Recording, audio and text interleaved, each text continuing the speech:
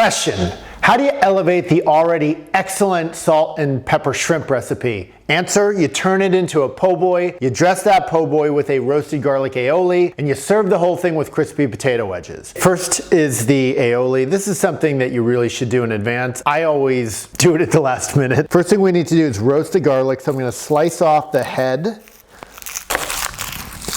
throw it into a little container, hit it with a little olive oil, and a decent amount of salt. Once we've seasoned the garlic, it goes into a 350-degree oven for about 30 minutes. You can add a little salt, the garlic, and just grind that into a paste. The coarse salt helps us turn it into a paste. Okay, now I'm gonna add 2 egg yolks. Which one? There's 2. We can throw in some Dijon, a little lemon juice. Let's get this all incorporated together. Then the last step, our canola oil. Okay, our aioli is good. Can set that aside. I've got a russet potato, basically 1 for each person, and we're gonna cut these into wedges. The way you do that is you have the potato, and then we're gonna cut them into little wedges. Depending on the size of your potato, you may get anywhere from 3 to 5 wedges per half. I'd rather go a little small than too big. Then I'm gonna throw each of these into some water to soak, which is just off camera. So we're soaking the wedges. We're gonna rinse them pretty thoroughly. We wanna get as much of the starch off as we possibly can. The starch will prevent the potatoes from crisping. Now, I'm gonna dry each of these individually to make sure they are as dry as possible, because again, it's all about the potato crispiness, and if they are wet, they will steam rather than essentially be fried.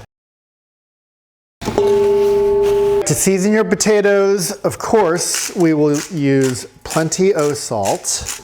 Black pepper, I'm gonna use a neutral oil. This is canola oil. Here comes the paprika. Feel free to use your hands to do this.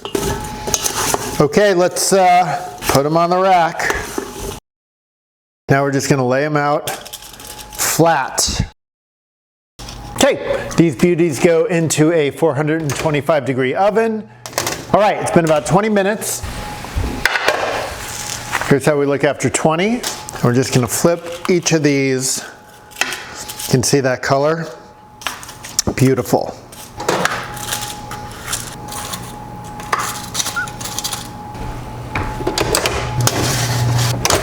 Okay, here come the potatoes.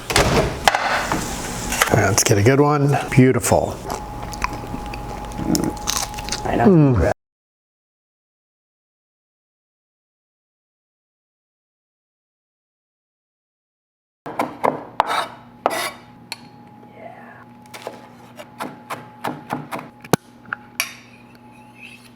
We have a special salt and pepper seasoning. You can see a picture of it here.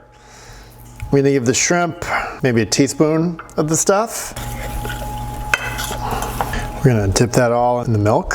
Then it's gonna go into the cornstarch. Got about a cup of cornstarch, you can see in the blue container. I like to use a high-walled container for the cornstarch that has a lid, because cornstarch just gets everywhere. We're gonna make sure this lid is completely sealed. Otherwise, we're gonna have cornstarch clouds all over the kitchen. Coat it thoroughly. And we're just gonna fry it up. Okay, we're gonna put these into 2 equal batches, and they won't need much more than 90 seconds to cook. Try and separate all of them.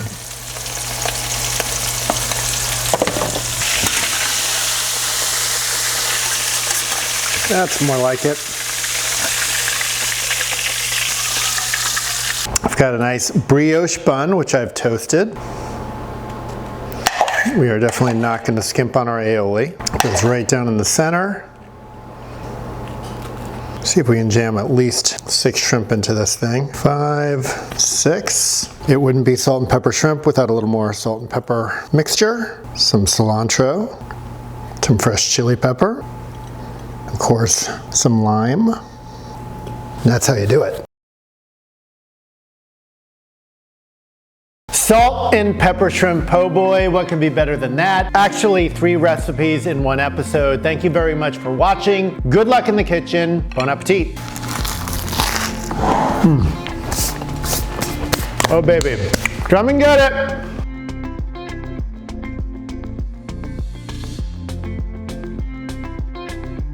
When we take it to Tasty Town.